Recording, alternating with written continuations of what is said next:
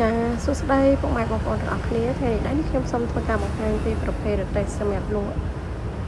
បាយឆាមីឆាក៏ដូចជាស៊ុបកាទៀវមួយឈុតចាដែលគ្នាបើយើងគាត់បានកំងណាហើយមកលើកនេះគឺថ្មីទៀតចាពណ៌របស់យើងគឺយើងប្រើជាមួយនឹងពណ៌ត្រួយចេកខាងលើគឺយើងប្រើតបោសាំងអាស័យចាហើយក៏មានការរៀបចំបិទរូបភាពបិទអីជូនគាត់ដូចក្នុងវីដេអូដែលខ្ញុំបានបង្ហាញអញ្ចឹងចាខាងមុខនេះគឺយើងមាន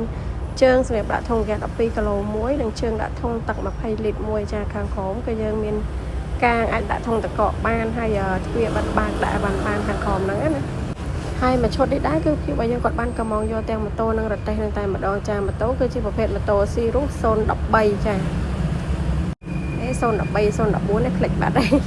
ហើយខាងក្នុងនេះដែរគឺយើងមានចោះឆ្នាំងស៊ុបមួយនិងចោះដាក់ធុងតកកអ៊ីណុកមួយខាងលើគឺយើងមានទូកញ្ចក់2ថ្នាក់3ប្រឡោះបែបហ្នឹងចាខាងលើគឺយើងមានតនើមានអីដាក់ឲ្យបានដូចតែយើងរាល់ដងអញ្ចឹងចាខាងក្រោយនេះដែរគឺយើងមានចោះក្បាលការ B5 មួយទៀតសម្រាប់ឆាបាយឆាម្ហូបរបស់គាត់នឹងចាហើយខាងក្រោយគឺយើងមានចង្កេះអាំងសាច់មួយនិយាយរួមទៅគឺយើងមានតែទេសនឹងមួយគឺអាចលក់ដូរបានច្រើនមុខមែនតើចាហើយក៏ងាយស្រួលក្នុងការចូលចតដែរចាគឺយើងចូលតាមមួយចំហៀងម៉ូតូទៅគឺអាចចតនៅលើផ្លូវបានអញ្ចឹងណាអញ្ចឹងសម្រាប់ពុកម៉ែបងប្អូនដែលគាត់មានបំណងចង់បានមិនថាប្រភេទរទេះកំងបែបហ្នឹងឬក៏លក្ខណៈប្រភេទរទេះកំងផ្សេងនេះក៏អាចធ្វើការកំងបានចាតាមរយៈ page នេះផ្ទាល់ក៏តាមរយៈលេខទូរស័ព្ទដៃរបស់ខ្ញុំ3ខ្សែនៅក្នុងវីដេអូនឹងបានចាហើយក៏អរគុណច្រើនចំពោះការជឿជាក់និងគាំទ្រមកលើ page មេហៀងសិប្បកម្មទូរទស្សន៍គ្រប់ប្រភេទយើងខ្ញុំផងដែរចាហើយក៏អរគុណសម្រាប់ការទស្សនាវីដេអូមួយនេះយើងនឹងជួបគ្នានៅវីដេអូក្រោយៗទៀតចាបាយបាយ